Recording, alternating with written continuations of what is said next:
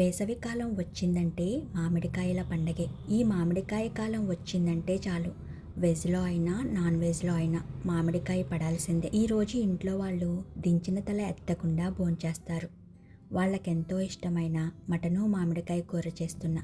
మా చిన్నోడికి మామిడికాయ మటన్ అన్నా, బోటి మామిడికాయ అన్నా ప్రాణం. ఇంటికి వచ్చినప్పుడల్లా ఈ కూర వండించుకుంటాడు.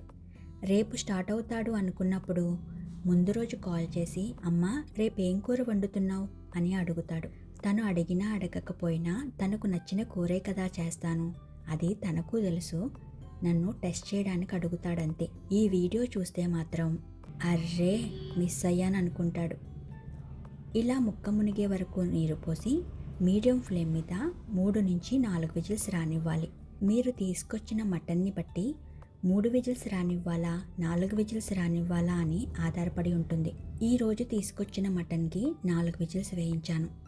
4 విజిల్స్ వచ్చిన మటన్ ఇలా ఉంది. ఇప్పుడు స్టవ్ ఆన్ చేసి మామిడికాయ ముక్కలను టెంకతో సహా వేసేయండి. లో ఫ్లేమ్ మీద మూత పెట్టి మామిడికాయ ముక్క ఉడికి నూనె పైకి తేలే వరకు ఉడికించాలి. ఆపై వేడివేడిగా సర్వ్ చేయడమే. తర్వాయి భాగం మనందరికీ తెలిసిందే. ఉంటా మరి, బై బై.